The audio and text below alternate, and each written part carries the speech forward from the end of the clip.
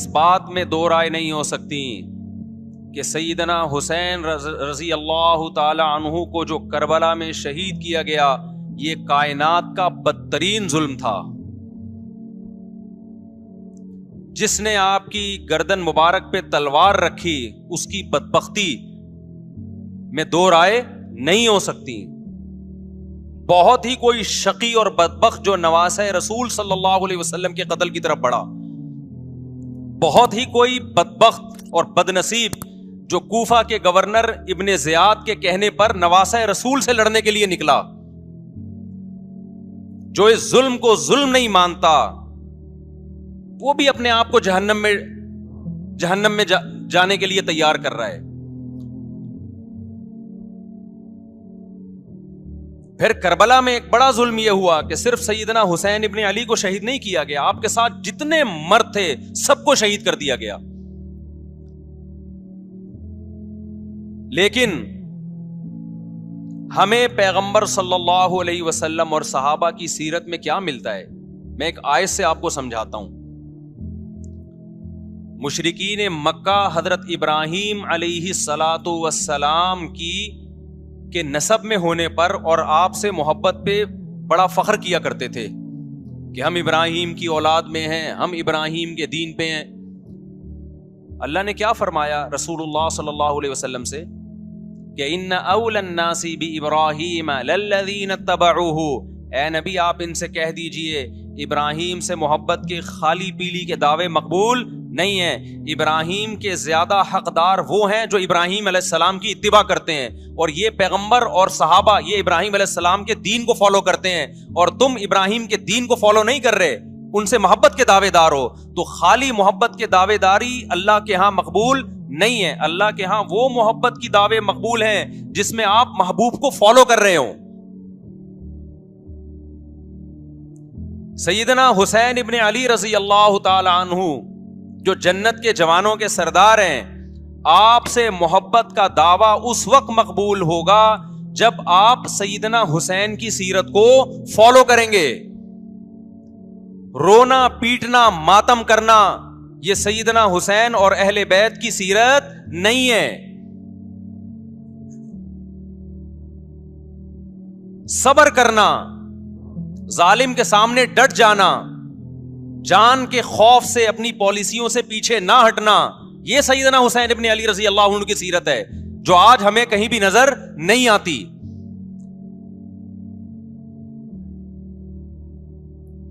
تو ہم نے بھائی دیکھنا ہے صحابہ کا طرز عمل کیا تھا. آپ بتاؤ صحابہ کو سیدنا حسین سے محبت تھی یا نہیں تھی؟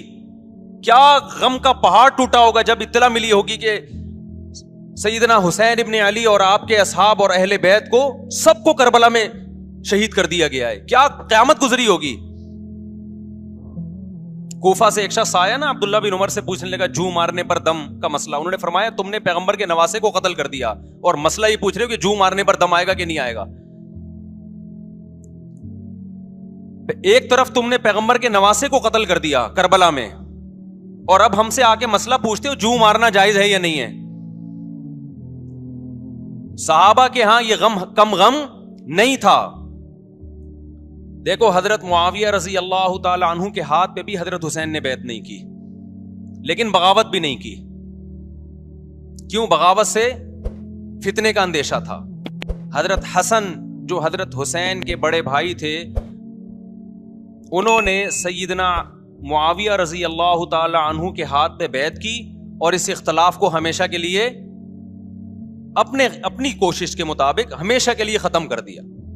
ختم ہوا نہیں ہوا ایک الگ بحث ہے, لیکن حضرت حسن کا مقصد کیا تھا کہ مسلمانوں کی دو جماعتوں کو میں آپس میں لڑتا ہوا نہیں دیکھ سکتا. لوگوں نے کہا آپ خلافت کے حقدار ہیں, آپ نے فرمایا میں دستبردار ہوتا ہوں سیدنا معاویہ کے حق میں.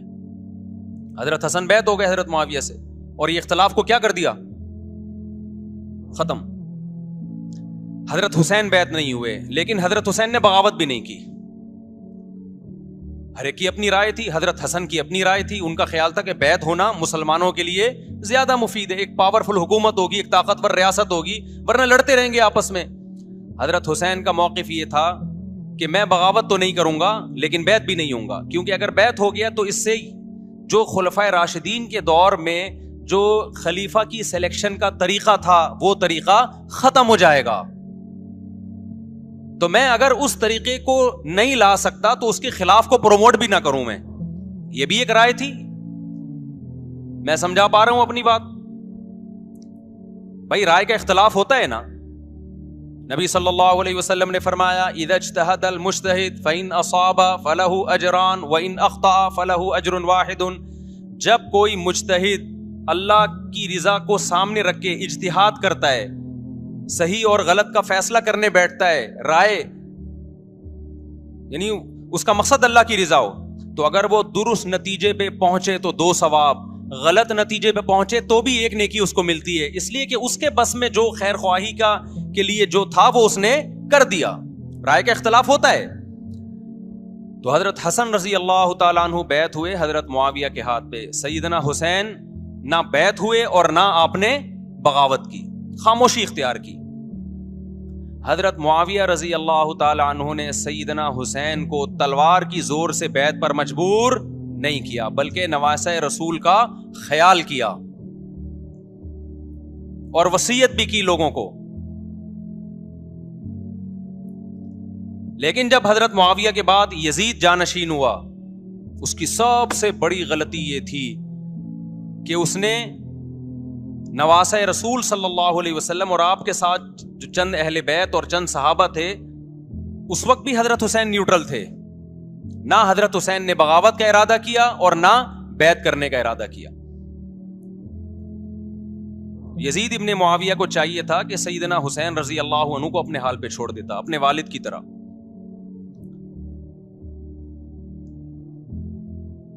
حضرت حسین رضی اللہ تعالیٰ عنہ کو جب کوفہ سے خطوط آئے, یہ میں وضاحت اس لیے کر رہا ہوں کہ حضرت حسین بغاوت کے لیے نہیں نکلے تھے, اس مسلمان حاکم کے خلاف بغاوت کے لیے نہیں نکلے تھے, کیونکہ رسول اللہ صلی اللہ علیہ وسلم کی بہت ساری صحیح حدیث ہے اس بارے میں کہ جو باغی ہے, جو ریاست کے خلاف بغاوت کرتا ہے, اس کو نبی صلی اللہ علیہ وسلم نے اس عمل کو پسند نہیں کیا. تو حضرت حسین رضی اللہ تعالیٰ عنہ کو کوفہ سے خطوط آئے کہ یہاں سارے کے سارے لوگ آپ کے ہاتھ پہ بیعت کرنے کے لیے تیار ہیں. ظاہر ہے جب کسی علاقے کے لوگ دارالخلافہ ہو اور سب بیعت ہونے کے لیے تیار ہوں تو پھر آپ کا جانا یہ بغاوت کا عمل نہیں کہلاتا. حضرت حسین رضی اللہ تعالیٰ عنہ اہل بیت کے ساتھ نکلے. کربلا میں جب پہنچے, مشہور واقعہ آپ 20 دفعہ سن چکے ہیں, وہاں جا کے آپ کو اطلاع ہوئی کہ وہ خبر غلط تھی اور عبید اللہ بن زیاد نے ایک پورا لشکر بھیجا سیدنا حسین رضی اللہ تعالیٰ عنہ کو مجبور کرنے کے لیے کہ میرے ہاتھ پہ آپ زبردستی بیعت ہو جائیں. حضرت حسین رضی اللہ تعالیٰ عنہ نے مطالبے رکھے کہ یا تو مجھے واپس جانے دیا جائے, اور اگر بیعت کرنا ہی ہے تو میں دمشق میں امیر کے ہاتھ پہ جا کے بیعت کروں گا.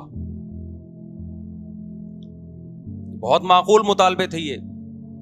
میرا مقصد ابھی کربلا کا واقعہ بیان کرنا نہیں ہے, اس پہ بہت کچھ کہا جا چکا ہے, خود میرا بھی بیان اس پہ تفصیل سے ہو چکا ہے. اس کے بعد بھی سیدنا حسین رضی اللہ تعالیٰ عنہ کو مجبور کرنا کہ عبید اللہ بن زیاد جو بدبخت انسان جو قاتل تھا اہل بیت کا, اسی کے ہاتھ پہ لازمی بیعت ہوں, جبکہ وہ امیر بھی نہیں ہے, وہ گورنر ہے ایک علاقے کا. تو نواسہ رسول کا خیال نہ کرنا یہ بدترین ظلم تھا جو اس وقت حکومت سے ہوا ہے. حضرت حسین رضی اللہ تعالیٰ عنہ, دیکھو نبی صلی اللہ, آج ہم دیکھتے ہیں کہ جو بڑا آدمی ہوتا ہے نا اس کی قربانیاں ہوتی ہیں, اس کی بڑی بڑی قربانیاں ہوتی ہیں. چھوٹے اپنے بڑوں کی قربانیوں کو کیش کراتے ہیں. آپ نے دیکھا ہوگا فلاں نے بڑی قربانیاں دی اور بچے موج کر رہے ہیں, دیکھا نا آپ نے. لیکن اللہ تعالیٰ نے رسول اللہ صلی اللہ علیہ وسلم کے نسب کو اس سے محفوظ کیا.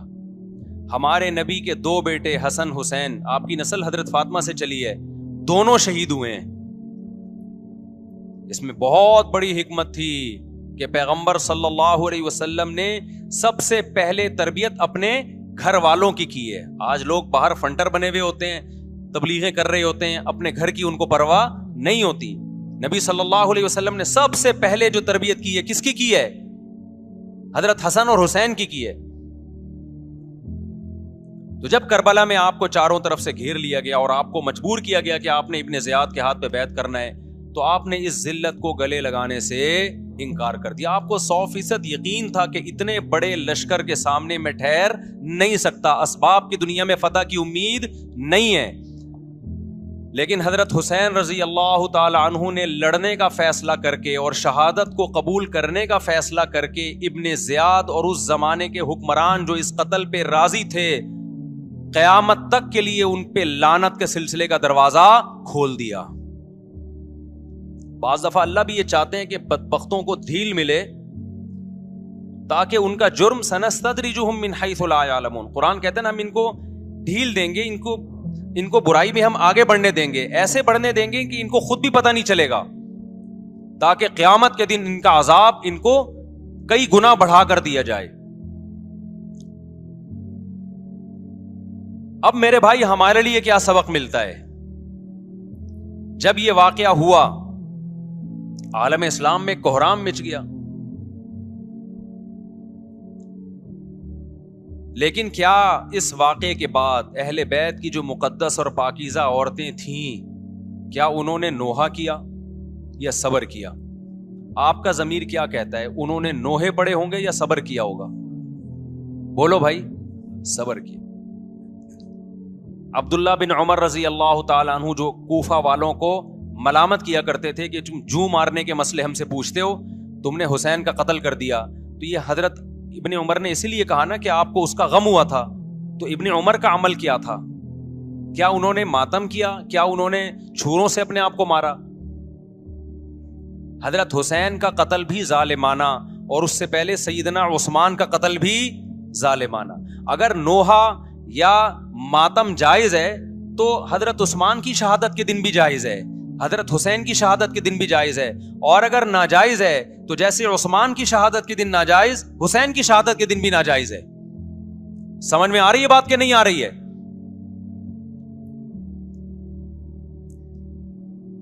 قرآن کیا کہتا ہے ایسے مواقع کے بارے میں؟ تلک امۃ قد خلت لہا ما کسبت ولکم ما کسبتم. قرآن جب بھی پرانی امتوں کے واقعات بتاتا ہے, قرآن کہتا ہے یہ ایک قوم تھی جو گزر گئی, انہوں نے جو کیا اس کا بدلہ ان کو ملے گا, تم جو کرو گے اس کا بدلہ تمہیں ملے گا. تو ہمیں اللہ نے اس واقعے میں بھی بتا دیا کہ سیدنا حسین کا واقعہ, کربلا کا واقعہ جب سنا کرو تو یہ سوچا کرو یہ قوم تھی جو گزر گئی, جس نے اچھا کیا, حسین ابن علی نے اچھا کیا, ان کو اس اچھائی کا بدلہ ملے گا. اور جو حضرت حسین کے قتل کے حضرت سیدنا حسین کے مبارک خون سے جن کے ہاتھ آلودہ ہوئے, کیونکہ قتل کیا نا انہوں نے, تو لہا ما کسبت, ان کو اس ظلم کا بدلہ بھی ملے گا. تو ہمارا کام کیا ہے؟ ہم نے فالو کرنا ہے حسین کے راستے کو, نہ کہ حسین کے نام پہ ہم نے ماتم کرنے ہیں. حسین کا راستہ کیا ہے جس کو ہم نے فالو کرنا ہے؟ اب میں چند چیزیں آپ کو بتاتا ہوں. سب سے پہلا سبق جو ہمیں کربلا میں ملتا ہے کہ عزت اور دین, ایک طرف دنیا ہے. دیکھو اگر حضرت حسین رضی اللہ تعالیٰ عنہ ابن زیاد کے ہاتھ پہ جا کے بیعت ہو جاتے, آپ کیا سمجھتے ہو بے تحاشا مال و دولت حضرت حسین پہ خرچ نہیں کرتا کیا وہ؟ جب ایک بڑا آدمی کسی کے ہاتھ پہ بیعت ہوتا ہے تو اس کو بھی تو فائدہ ہوتا ہے نا اس سے. اور کیا حضرت حسین کو یقین نہیں تھا کہ کربلا میں شہید ہو جاؤں گا؟ فتح اور نصرت کی اسباب کی دنیا میں کوئی امید نہیں تھی, مگر آپ نے اہل بیت کو کربلا میں رسوا کرنے پر عزت کی موت کو ترجیح دی ہے. آج اگر آپ میں یہ ظرف ہے کہ آپ عزت کی موت کو ذلت کی زندگی پر ترجیح دیتے ہو تو پھر آپ حسینی ہو. نہیں یہی بات میرا خیال ہے سمجھ. سیدنا حسین کی سخاوت کے واقعات ہیں. سیدنا حسین باغی نہیں تھے رضی اللہ عنہ. پھر جو اہل بیت کا طرز عمل کیا تھا, محرم میں کیا کیا ہو رہا ہے میں آپ کو بتاتا ہوں. ان میں سے کوئی بھی عمل نہ ہمیں قرآن سے ملتا ہے نہ صحابہ سے ملتا ہے ہمیں. تو ما انا علیہ و اصحابی جو جنتی فرقہ ہوگا اس کی جو علامتیں ہیں, تو جب آپ ان علامتوں کے خلاف چلو گے, صحابہ اور تابعین کو فالو نہیں کرو گے, تو آپ پھر اپنے آپ کو سنی کہنا چھوڑ دو. آپ بتاؤ مجھے اسلام میں کوئی مہینہ منحوس ہے؟ بولو نا، کوئی مہینہ منحوس ہے؟ تو آپ محرم کو منحوس کیوں کہتے ہو؟ لوگ مجھے کہتے ہیں مفتی صاحب فرقہ واریت پھیلا رہے ہیں. دیکھو فرقہ واریت جب پھیلا رہا ہوں جب میں کسی فرقے کے خلاف آپ کو کر رہا ہوں. میرے بیان شیعہ لوگ بھی سنتے ہیں, ملتے بھی ہیں, بہت دفعہ ایئرپورٹ پہ ملاقات ہوئی, بڑی عزت سے ملے, میں شیعہ ہوں لیکن آپ سے محبت کرتا ہوں. یہاں مسجد میں بھی آتے ہیں, میں نے کبھی کسی پہ طنز نہیں کیا. اس لیے میں بار بار کہتا ہوں جو شیعہ کا مذہب ہے اس کو کرنے دو. وہ سبیلے لگاتے ہیں, آپ ان کو مت چھیڑو, جا کے تنگ نہ کرو ان کو. وہ ماتم کرتے ہیں, آپ ان کو مت چھیڑو. وہ نوحے کرتے ہیں, وہ نوحے پڑھتے ہیں, آپ ان کو مت چھیڑو. لیکن آپ اپنی پوزیشن واضح کرو کہ آپ شیعہ ہو یا آپ سنی ہو. آپ تو ایک طرف ہو جاؤ نا. محرم میں اگر آپ مرثیے لگا کے گھوم رہے ہو گاڑیوں میں, اٹ مینز آپ سنی نہیں ہو. آپ نبی صلی اللہ علیہ وسلم کی حدیث ہے ہمارے پاس, ہم اہل سنت والجماعت ہیں, ہم سنت کو فالو کرتے ہیں. تو سنت کیا کہتی ہے؟ میتوں پہ گریبان چاک کرنا, میتوں پہ چیخ و پکار کر کے رونا. آپ نے فرمایا لیس منا, وہ ہم میں سے نہیں ہے. اور اس عمل پہ آپ صلی اللہ علیہ وسلم نے لعنت فرمائی ہے. لوگ کہتے ہیں حسین کی یاد میں رونا نبی کی سنت ہے. نبی صلی اللہ علیہ وسلم کو جب جبریل نے بتایا کہ حسین شہید ہوں گے, آپ روئے, اس لیے کہ اس وقت آپ کو یہ خبر ملی تھی. لیکن کیا ہر محرم میں آپ نے رونے کا پروگرام کیا ہے, یا صحابہ کو بیٹھ کے باقاعدہ رلایا ہے آپ نے؟ کیا ہو گیا بھائی؟ آپ کو بھی جب کربلا کا واقعہ کی خبر ملی آپ کی آنکھوں میں آنسو آ جائے, یہ نیچرل ہے, یہ حسین سے محبت کی علامت. لیکن ہر محرم میں باقاعدہ بٹھا کے رونے کا پروگرام کرنا یہ حسین سے محبت کی علامت نہیں ہے, بلکہ شریعت میں ناجائز ہے یہ غموں کو بڑھانا. یہ کہاں سے جائز ہو گیا؟ حضرت عثمان بھی تو شہید ہوئے تھے, نبی صلی اللہ علیہ وسلم کے داماد تھے, ان کی یاد میں آپ رونے کو سنت کیوں نہیں کہتے؟ ہماری نظر میں حسین کا قتل بھی بہت بڑا ظلم, اور سیدنا عثمان کا قتل بھی بہت بڑا ظلم تھا.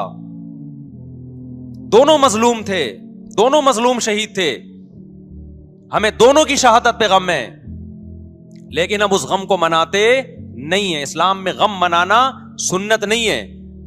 دیکھو جعفر طیار رضی اللہ عنہ, نبی کے چچا زاد بھائی, اہل بیت, جب آپ صلی اللہ علیہ وسلم نے ان کو لڑائی کے لیے میدان جنگ میں بھیجا, رومیوں سے لڑائی تھی, حضرت جعفر طیار کی 4 بیویاں تھیں.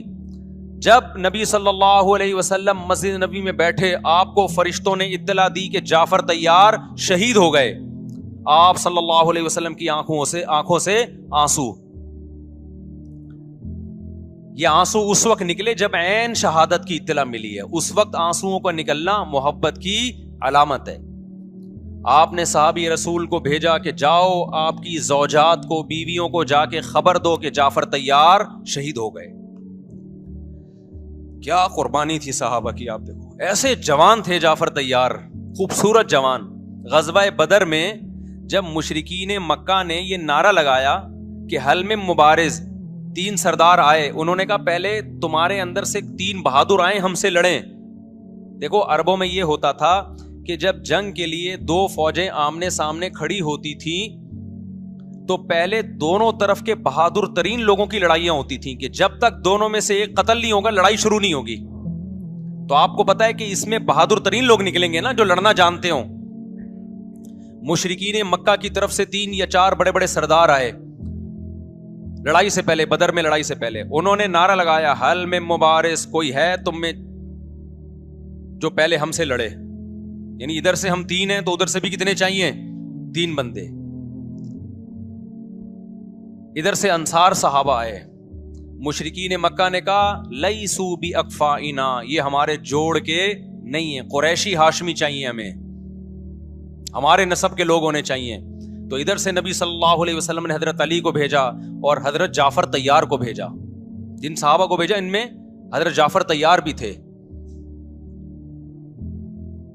حضرت جعفر طیار رضی اللہ تعالی عنہ اور سیدنا علی مقابلے میں غالب آ گئے. خوبصورت صحابی, نجاشی کے سامنے آپ نے تقریر کی ہے, ہجرت کی ہے نا جب حبشہ کی طرف, تو نجاشی نے پوچھا جعفر طیار سے کہ تمہارے پیغمبر جو کلام لے کر آئے ہیں وہ سناؤ. حضرت جعفر طیار رضی اللہ تعالیٰ عنہ نے سورہ مریم پڑھنا شروع کر دی.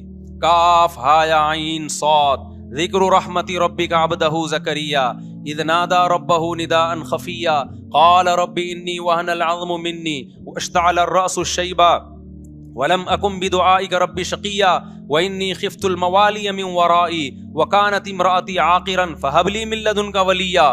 ایسی حضرت مریم اور عیسیٰ ابن مریم کی سیرت کو سورہ مریم میں بیان کیا حضرت جعفر طیار نے کہ نجاشی روتے روتے اس کی داڑھی تر اور جتنے پادری بیٹھے تھے سب کی داڑیاں تر ہو گئی روتے روتے. تو یہ تقریر جو نجاشی کے اسلام کا سبب بنے, بادشاہ کو مسلمان کرنے والے کون تھے؟ حضرت جعفر طیار. اور آپ کے چھوٹے چھوٹے بچے, 4 جوان بیویاں ہوں, چھوٹے چھوٹے بچے ہوں, اور ایسے میں میدان جنگ میں لڑتے ہوئے شہید ہو جائیں تو پیغمبر اور صحابہ پہ کیا قیامت ٹوٹی ہوگی. لیکن ہمارے نبی صلی اللہ علیہ وسلم کی آنکھوں میں سے کیا تھے؟ صرف آنسو موتی کی طرح ٹپک رہے تھے. اور آپ صحابہ کو اطلاع دے رہے تھے کہ جعفر طیار شہید ہو گئے اور جاؤ ان کے گھر والوں کو بتا کے آ جاؤ. کتنی بڑی قربانی ہے یا نہیں ہے؟ جب خبر دینے والا آپ کی ازواج کو بتا کے آیا کہ جعفر طیار شہید ہو گئے تو آپ کے گھروں سے خواتین کے رونے کی آوازیں آئیں. آپ صلی اللہ علیہ وسلم نے فرمایا ان سے بولو کہ اپنی آواز کو پست کرو. پھر چیخو پکار کی آواز آئی تو آپ نے فرمایا کہ اگر دوبارہ چیخو پکار کی آواز آئے تو ان کے منہ پہ خاک پھینک دو. وہ شہید کی بیوہ تھیں, اور شہید بھی کتنے مقدس, ان کو بھی نبی صلی اللہ علیہ وسلم نے نوحہ کرنے کی اجازت نہیں دی. اس دن جس دن غم پہنچا ہے اس دن بھی چیخو پکار کی اجازت نہیں دی ہے. تو آپ بتاؤ اگلے سال اس تاریخ کو چیخو پکار کی کیسے اجازت مل جاتی؟ نہیں آئی میرا خیال ہے بات سمجھ میں. جب غم پہنچا ہے اس وقت چیخنے چلانے کی اجازت نہیں ہے. چھوٹے چھوٹے یتیم بچے حضرت جعفر طیار کے, چھوٹے چھوٹے یتیم بچے, کتنا غم ہوتا ہے جب چھوٹے چھوٹے بچے, ان کا باپ دنیا سے چلا جائے, کتنا ترس آتا ہے ان کے اوپر. تو ہمارے نبی کو بھی ان یتیم بچوں پہ بھی ترس آیا, ان بیواؤں پہ بھی ترس آیا. لیکن نہ نبی صلی اللہ علیہ وسلم چیخو پکار کر کے خود روئے اور نہ آپ نے ان کی ازواج کو رونے کی اجازت دی ہے. سمجھ میں نہیں آ رہی میرا خیال ہے بات.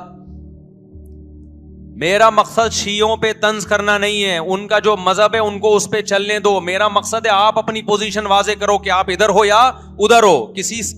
کسی کو تنگ مت کرو, نہ کسی پہ فتوے لگاؤ کفر اسلام کے, نہ کسی کو جہنمی قرار دو. اپنی پوزیشن آپ فیصلہ کرو کہ آپ اگر ادھر جانا ہے تو پورے ادھر چلے جاؤ. پھر یہ آدھا تیتر آدھا بٹیر والا معاملہ مت کرو.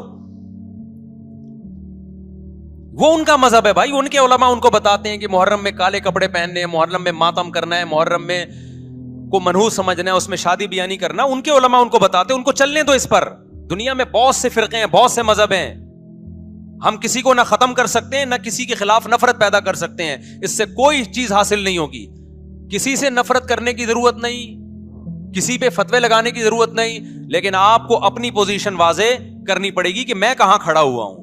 اگر آپ سنی ہو تو پھر اہل سنت والجماعت صحابہ تابعین کو فالو کرتے ہیں, حدیث کو فالو کرتے ہیں, اور حدیث میں ہمیں ماتم کرنا, نوحہ کرنا, گریبان چاک کرنا اس کی پرمیشن نہیں ہے, بلکہ اس سے روکا گیا ہے, اس عمل کو حرام اور ناجائز قرار دیا گیا ہے. بات آ رہی ہے سمجھ میں؟ باقی جو شیعہ حضرات کرتے ہیں, ہمارے دوست ہیں شیعہ, میں مذاق میں نہیں کہہ رہا, ملتے ہیں ہم سے, میں کبھی ان سے مذہب کے ٹاپک پہ بات نہیں کرتا, نہ ان کو کبھی چھیڑتا ہوں کہ آپ یہ کیوں کر رہے ہو, یہ کیوں نہیں کر رہے. بھائی اس کا مذہب ہے, وہ اس کا فرقہ ہے, جو کرنے دو اس کو, ہم نہیں کرتے, کیونکہ ہم اہل سنت والجماعت میں. سمجھ میں آ رہی ہے بات کہ نہیں آ رہی؟ پھر ربیع الاول کا مہینہ آئے گا, اس میں بھی آپ اپنی پوزیشن واضح کرو کہ آپ ادھر ہو یا ادھر ہو. 2 فرقے ہیں, دیوبندی بریلوی.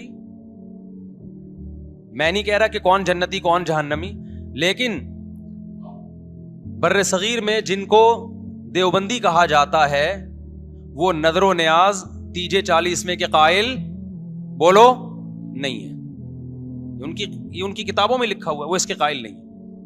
اگر کوئی بزرگ ان میں قائل گزرا بھی ہے تو وہ اس کا ذاتی تفرد ہے, اس کو علماء نے فالو نہیں کیا, اس کو ان کی اجتہادی غلطی قرار دیا ہے. ربیع الاول میں جلوس نکالنا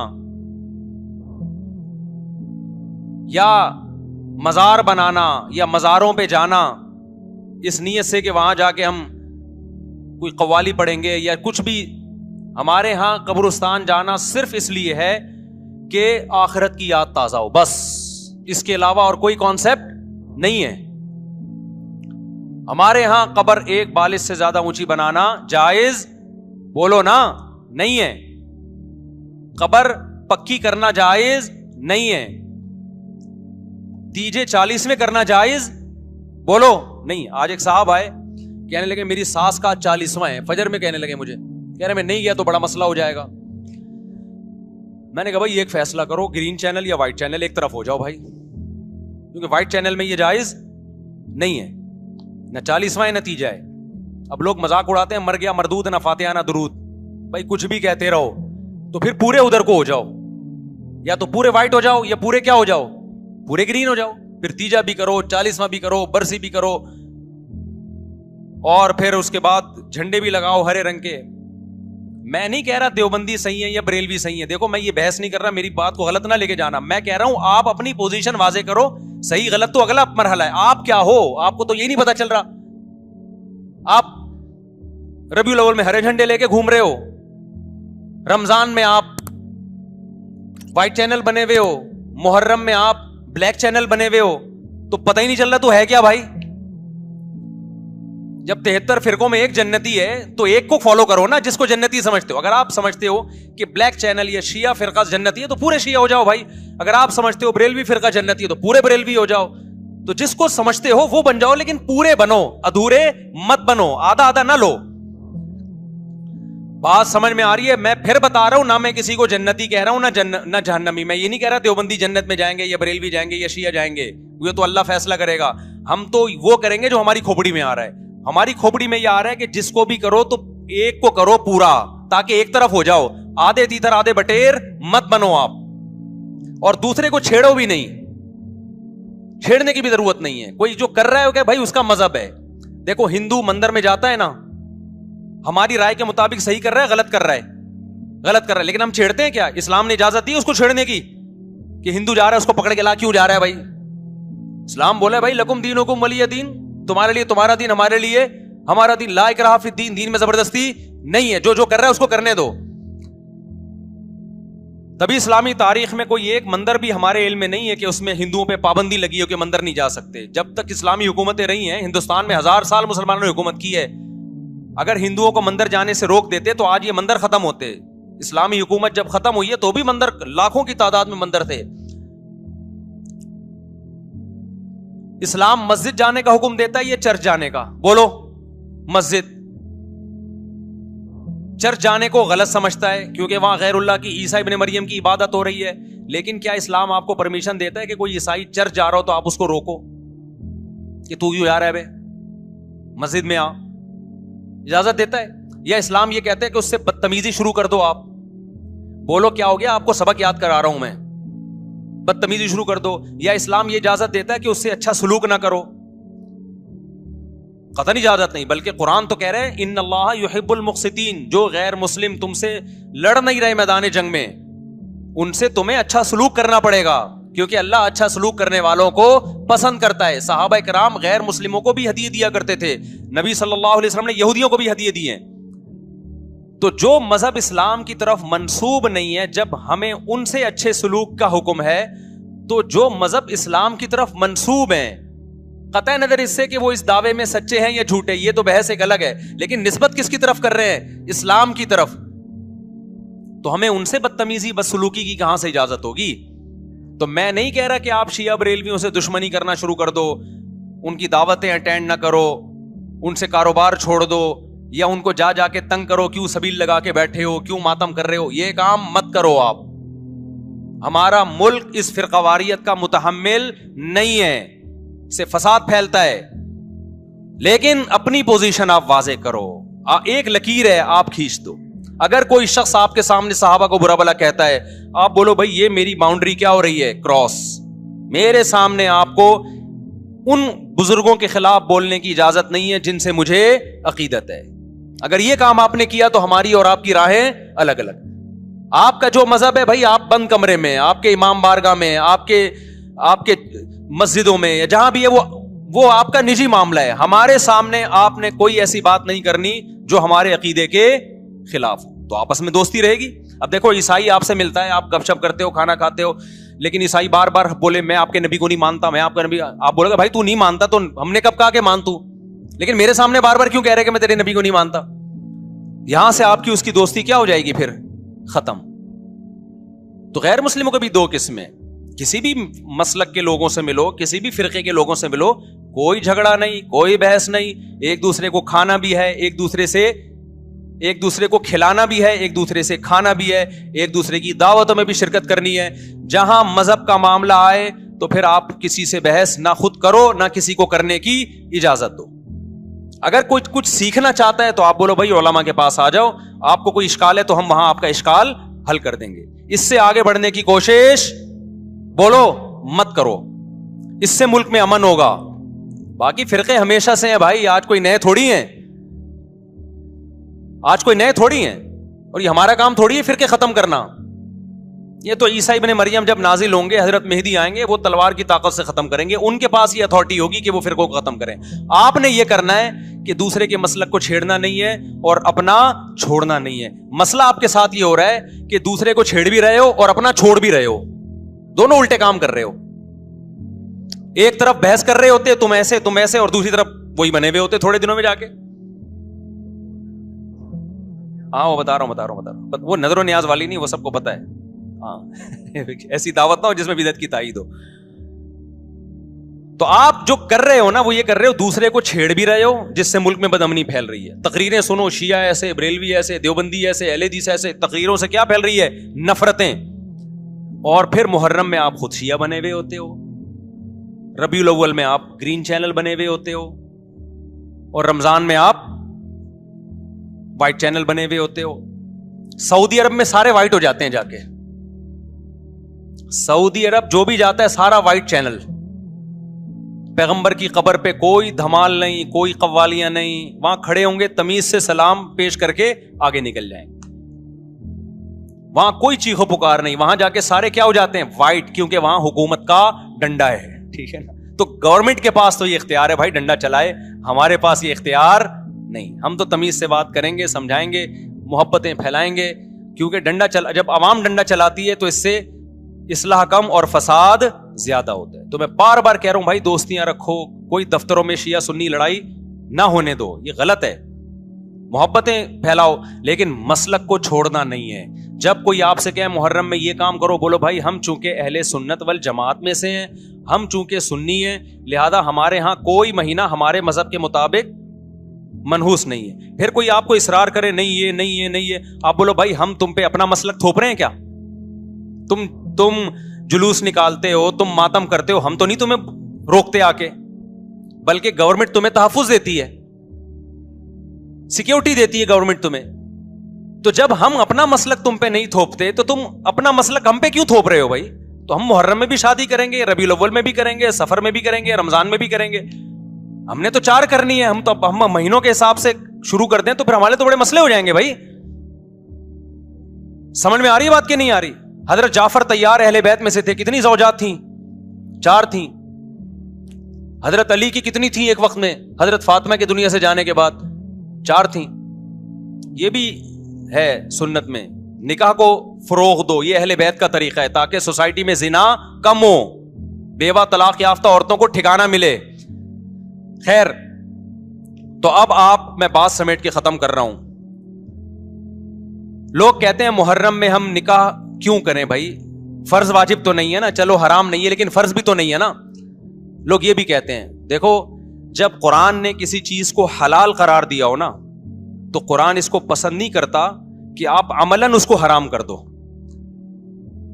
دیکھو مشرکین مکہ کیا کرتے تھے؟ بتوں کے نام پہ جانور چھوڑتے تھے، پھر ان کا گوشت نہیں کھاتے تھے.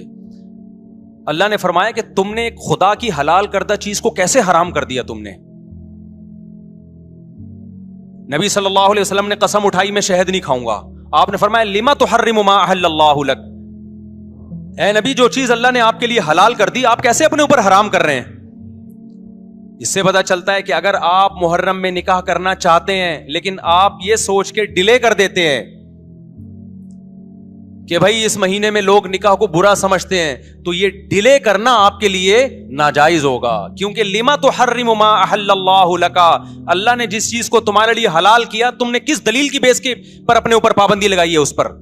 ایک تو ہے نا کسی کو شادی کا خیال ہی سفر میں آ رہا ہے، ربیع الاول میں آ رہا ہے، وہ تو ایک الگ بات ہے، لیکن اس کا نکاح محرم میں ہونا تھا، صرف محرم کی وجہ سے وہ ڈیلے کر رہا ہے کہ جی میں ربیع الاول میں لے کے جاؤں گا۔ یہ ڈیلے کرنا قرآن و سنت پہ زیادتی ہے یا نہیں ہے؟ یہ اللہ کے حلال کو عملاً حرام کرنا ہے یا نہیں ہے؟ نہیں ہے بات سمجھ میں؟ پھر اگر کوئی شیعہ آپ سے کہتا ہے کہ بھئی آپ ہمیں چھیڑنے کے لیے کام کر رہے ہو، آپ بولو نہیں بھائی ہم آپ کو چھیڑنے کے لیے نہیں کر رہے، آپ کا مسلک ہے، آپ اس پر عمل کریں، ہمیں اس پہ کوئی اعتراض نہیں ہے، لیکن ہم کس کے پر عمل کریں گے؟ ہم اہل سنت والجماعت ہیں۔ کتنے صحابہ ہیں، خود نبی کی نکاح محرم میں ہوا ہے، اور ویسے بھی ہمارے ہاں شہادت ایک منحوس عمل نہیں ہے، شہادت ایک مبارک عمل ہے۔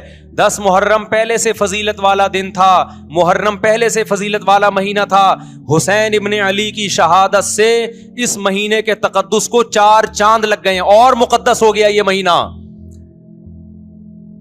یہ کیسی بات ہے جو شہادت کا دن ہو ہم اس کو منحوس قرار دے دیں؟ بھائی ہمارا یہ جگرا نہیں ہے، سمجھتے ہو کہ نہیں سمجھتے ہو؟ تو اس لیے محرم میں اگر کسی نے نکاح کرنا ہے اس کو ڈیلے مت کرو میرے بھائی۔ لوگ کہتے ہیں فرض تو نہیں ہے نا، آپ اگر اس کے نحوست منحوس ہونے کی وجہ سے ڈیلے کر رہے ہو تو پھر آپ پہ فرض ہوگا کرنا۔ کیوں؟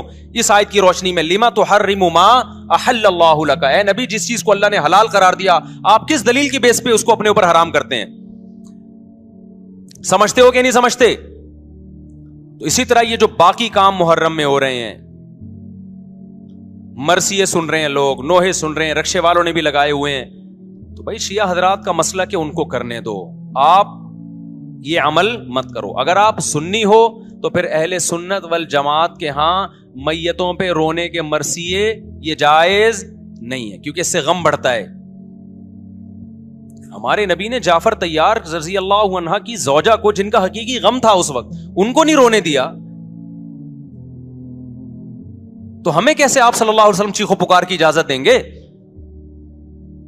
اسی طرح محرم میں سبیلیں لگانا، اس کی بھی کوئی دلیل نہیں ہے۔ سیدنا حسین ابن علی تو پیاس ظلم سے شہید ہوئے، وہ ایک طرف آپ کہتے ہیں وہ پیاسے تھے ان کو پانی نہیں ملا، دوسری طرف آپ اس دن میں لوگوں کو پانی پلا رہے ہیں، تو اس کی لاجک بھی نہیں بنتی کوئی۔ اسلام نے 10 محرم کو روزے کا دن قرار دیا، روزہ اور سبیل جمع نہیں ہو سکتے۔ سمجھتے ہو کہ نہیں سمجھتے؟ آپ کہہ سکتے ہیں کسی کو پانی پلانے پر کون پابندی لگا سکتا ہے؟ پانی پلاؤ بھائی پورے سال، اسپیسیفک ان دنوں میں کیوں پلا رہے ہیں آپ؟ تو جو شیعہ حضرات ہیں ان کا مسلک ہے، ان کو کرنے دیں۔ میں بار بار اس لیے کہہ رہا ہوں ایسا نہ ہو چھیڑ چھاڑ شروع کر دے جا کے، پہلے ہی ملک میں لڑائیاں بہت ہو رہی ہیں، دوبارہ ایک نئی جا کے بتا یہاں بھی سبیل لگی ہوئی ہے، جا کے ان کو چھیڑنا شروع کر دو۔ سبیل کیوں لگا؟ چھیڑنے کی اجازت نہیں ہے کسی کو، آپ نہ لگائیں نہ پیئیں، بولے بھائی ہمارے لیے محرم ایسا ہے جیسے دوسرے مہینے ہوتے ہیں، 4 مہینے محترم ہے، محرم، رجب، ذی قعدہ، ذی الحجہ، تو جتنا ذی قعدہ ذی الحجہ ہے اتنا ہی محرم اور رجب ہے، تو جیسے ان مہینوں میں نارمل رہتے ہو ان میں بھی ہم نے ایسے ہی رہنا ہے۔ سمجھتے ہو کہ نہیں سمجھتے ہو؟ اور حلیم کی دیگیں مت پکاؤ محرم کی راتوں میں، حلیم کھا سکتے ہو جب چاہو اس خاص ان دنوں میں، اور ویسے بھی جو لوگ پوری رات حلیم کے دیگڑے میں گھوٹے لگاتے ہیں صبح روزہ نہیں رکھتے ہو۔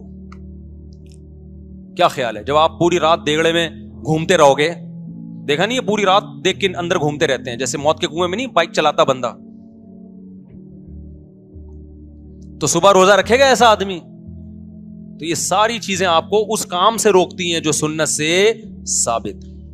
تو اللہ تعالی ہمیں محرم میں وہ کچھ کرنے کی توفیق عطا فرمائے جس کی ہمیں اللہ، اس کے رسول اور صحابہ نے پرمیشن دی ہے، اور ان تمام باتوں سے اللہ ہمیں بچنے کی توفیق عطا فرمائے جس سے اللہ، اس کے رسول اور صحابہ نے ہمیں بچنے کا حکم دیا ہے۔ اللہ تعالیٰ سمجھنے کی، عمل کی توفیق عطا فرمائے۔ وما علینا الا البلاغ۔